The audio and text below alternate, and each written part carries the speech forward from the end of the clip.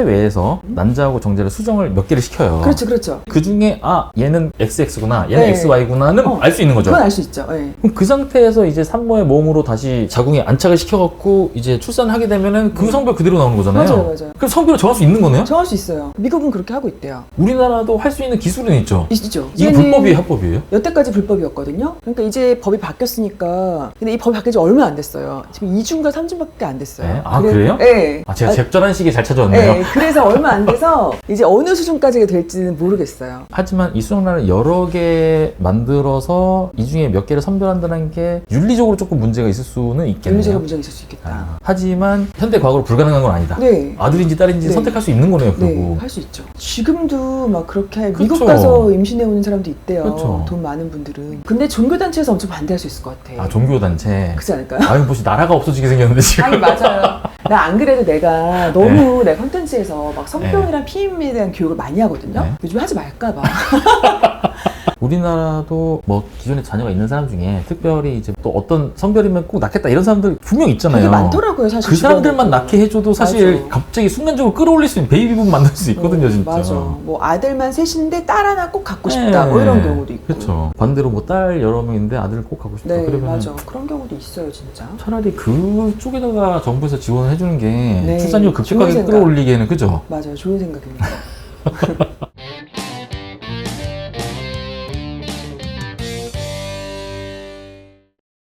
임신 중절 이거는 지금 합법이에요, 불법이에요? 합법과 불법의 사이인데 합법이라고 봐야죠. 지금 합법이라고 봐야 돼요? 네, 왜냐면 네. 낙태죄, 그러니까 낙태를 하면 원래 죄였잖아요. 네. 그게 폐지됐잖아요. 그 다음에 아직 법이 개정된 게 없을 뿐이지 현재는 합법으로 봐야 될 것 같아요. 이거 뭐 어떻게 할 거냐에 대해서 따로 지금 입법이 된 건 없는 네, 상태고 아직 없는 상태고. 사람들이 보통 원치 않는 임신을 했을 때 낙태를 하게 되는데 이게 언제까지가 할 수 있는 기간이에요? 13주 0일, 임신이 1, 3분기, 2, 3분기, 3, 3분기로 나뉘는데 초기 1, 3분기에만 지금 가능한 걸로 약 되어 있죠. 3개월 정도네요. 네, 그렇죠. 그럼 보통은 내가 임신했다는 걸 알았을 때가 이미 5, 6주 정도 됐죠. 한 달 반 맞아요. 정도 됐죠. 그렇죠. 그 뒤로 한 달 반 안에는 해야 되는 거네요. 그래도 이게 주수가 커질수록 수술이 어려워지고 합병증이 남을 위험이 크기 때문에 빠를수록 좋아요. 합병증이란 건 어떤 게 남을 수 있는 거예요? 사실 많진 않아요. 뭐 그냥 흔하게 있는 합병증 같으면은 뭐 감염이나 출혈이죠. 어쨌든 자궁 안쪽으로 기구가 들어가니까 감염의 위험이 있을 수 있고, 출혈은 자궁이 수축하면서 이제 생리처럼 피가 나오는 과정이 필요해요. 그거는. 그래서 출혈은 당연히 있을 수 있는데 이제 커질수록 자궁도 커지고 자궁도 약해지고 안에 태반 조직이나 이런 게 더 훨씬 많아지고, 그래서 뭐 자궁 경부를 열어주는 추가 시술이 필요하기도 하고요. 조금 더 위험도가 크긴 해요. 그런 임신 중절 수술을 반복하다 보면은 출산을 못하게 된다 이런 말도 있었거든요, 옛날에. 그거는 이제 합병증이 생겼던 경우인데, 예를 들어서 자궁 내막에 있는 조직을 이제 제거를 하잖아요. 자궁 내막 유착이라는 게 있어요. 자궁 내막이 들러붙어. 그런 경우라면 좀 불임의 위험이 될 수 있고, 그 수술 받는 사람이 질염 중에 또 약간 성병이 있을 수 있잖아요. 성병 중에 임질이랑 클라미디아 같은 경우는 자궁을 잘 타고 넘어가거든요. 그런 게 만약 있었는데 몰랐어. 근데 수술을 받았어. 그러면은 자궁을 타고 넘어가면서 골반염이 생길 수 있어요. 그러면은 자궁이랑 난소, 난관이 유착되면서 불임이 생길 수 있어요. 그럼 중절 수술을 하다가 위험해지거나 이런 경우도 있을 수 있나요? 근데 정말 드물긴 한데요. 자궁 천공이라는 게 있어요. 자궁이 뚫린다. 그러니까 이게 자궁에 기구가 들어가서 시술을 하다 보니까 자궁이 굉장히 얇아져 있고 약해져 있는 경우에는 잘못 들어가면 자궁이 뚫릴 수 있는 거죠. 근데 그러다가 요즘엔 잘 사용하지 않지만 뭐 주스가 좀 크거나, 예전에 막 겸자라고 해서 집게 같은 걸 사용했거든요. 그렇게 해서 집게를 계속 하다가 자궁 뚫린지 모르고 하다가 장이 파열되는 경우가 있는 거죠. 그렇게 되면은 뭐 대학병원 가서 수술을 좀 크게 해야죠. 요즘에는 집게가 아니라 그럼 뭘 사용하는 거예요? 요즘에는 그 집게를 거의 사용하지 않고, 그래서 옛날에는 기구 자체가 다 쇠로 돼가지고 되게 딱딱하고 그러다 보니까 자궁 천공이 잘 생겼다면, 요즘에는 실리콘으로 된 카테터를 사용해요. 실리콘은 좀 말랑말랑하잖아요. 그래서 자궁 천공이 되는 경우가 뭐 거의 없죠. 어쨌든 이거 소파술이라 그러잖아요. 맞아요. 긁어낸다고 하잖아요. 이 방법 말고는 없는 거예요? 약물로 중절은? 하는 것도 있죠. 그게 왜 한동안 인터넷에서 불법 약물, 우리나라는 사실 그 약물을 아무나 살 수가 없어요. 지금도 불법이거든요.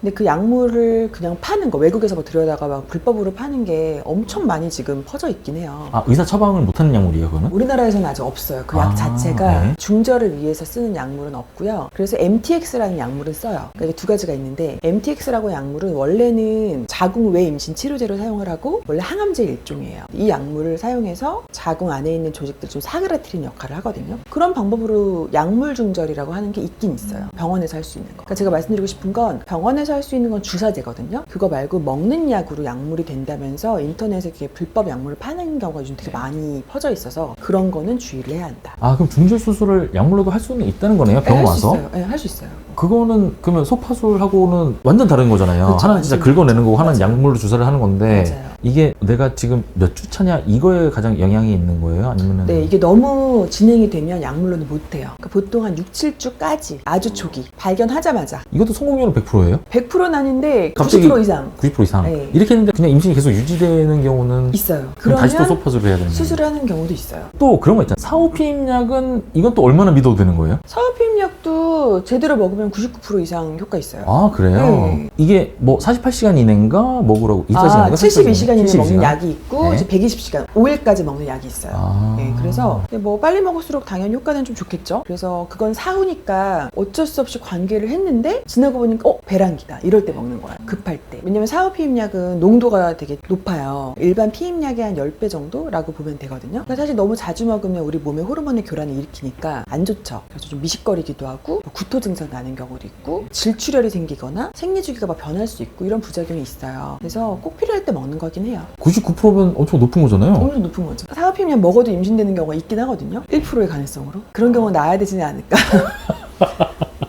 지금 개원한 지 몇 년 되신 거예요? 개원은 11년 차고 네? 제가 레지던트 때까지 하면 산부인과에 몸담은 거는 20년 차예요. 대학병원에도 계셔보셨고 개원도 해보셨고 언제 가장 산부인과 의사로서 뭐 자부심이 있다거나 아니 보람이 있다거나 분만할 때가 가장 보람돼요. 대학병원에서 아기 받을 때가 산부인과 의사로는 뭐 당연히 가장 보람된 것 같아요. 출산이나 이런 거는 보통 큰 병원에서들 많이 하잖아요. 그럼 이렇게 이제 개원을 하시게 되면은 주로 어떤 쪽으로 집중하시는 거예요? 그러니까 물론 뭐 성과를 보는 개인 병원도 있지만 요즘 많이 줄어드는 추세예요. 산부인과에 의료사고가 났을 때 의사한테 부담금이 너무나 크게 계속 바뀌고 있어가지고 많은 상과 선생님들이 지금 분만을 포기한 상태라서 그건 좀 안타까운 현실이고요, 사실은. 그리고 사실은 모든 의료 시술은 부작용이 그냥 원래도 갖고 있는 부작용들이 있거든요. 근데 이제는 그게 마치 의사의 잘못처럼 되는 약간 뭐 사회적인 분위기도 그렇고 제도적으로도 그러니까 의사가 본인이 과실이 없으면 입증해야 되는 걸로 바뀌고 막 이런 것들이 있어서 상과가 줄어드는 건 맞고요. 근데 저는 물론 처음에 개원과 나왔을 때 부인과를 아예 하기로 생각을 하고 나온 거긴 해서 지금은 부인과 의원을 운영하고 있고, 그러니까 저희는 임신부 같은 경우는 임신 초기까지만 산전 진찰만 해드리고요. 부인과도 사실은 되게 분야가 많아요. 뭐 사춘기 때부터 뭐 성생활을 좀 시작하는 20대, 30대 그런 분들을 뭐 자궁 경부, 질염 이런 검진을 주로 하고요. 방광염증 생기는 경우도 많고 그런 요실금은 수술적인 치료 필요하고 그리고 질성형 수술 그리고 사실 저희 병원 제일 많이 하는 수술은 소음순 성형 수술이에요. 그 소음순이 이제 질 양옆에 있는 날개 모양의 구조물인데 그게 되게 커서 불편하신 분들이 되게 많아요. 청바지를 입어도 쓸려가지고 아프다. 자전거 탈 때 더 아프다. 뭐 레깅스 요즘 많이 입으니까 레깅스 입을 때 아프다. 수영복 입을 때 튀어나와서 아프다. 근데 그게 이제 점점 심해지는 게 문제거든요. 두껍고 까매지고. 그래서 그런 수술을 많이 받아요. 개원하고 나서는 언제가 가장 보람이 있었어요? 이제 11년 차 정도 되니까 너무 뿌듯한 게 여기 대학 가니까 처음에 이제 대학을 들어왔을 때 대학교 1학년 때부터 저희 병원 쭉 다녀서 이제는 애기 엄마가 되고 애기 낳고 이런 분들이 많아지고 있거든요. 그러니까 10년 이상 보면서 이제 그 사람의 인생에 그냥 내가 들어간 거지. 건강을 챙기고 출산하는 것도 보고 그 이후에 건강을 챙기고 이런 거 쭉 그런 거에 대한 보람을 이제 느끼는 거죠. 근데 개원하고 나서는 환자분이 만족할 때예요. 이게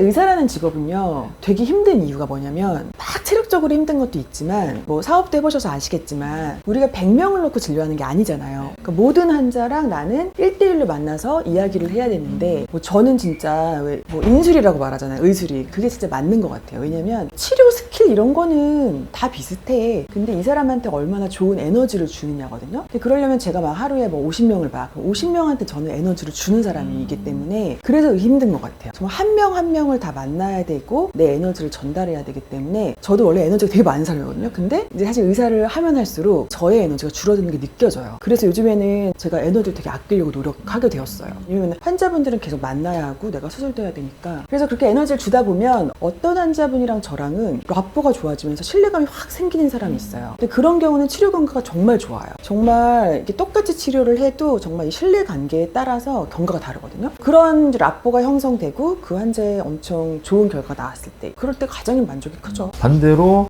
개원 괜히 했다 이런 생각 드실 때도 있어요? 그런 때도 있죠. 이게 참 인터넷과 유튜브의 발달 때문에 더 큰 건데 어느 분야나 그럴 텐데 사실 요즘에 왜 뭐 쿠팡에서 뭐 시켜도 먹고 나서 막 리뷰 쓰잖아요.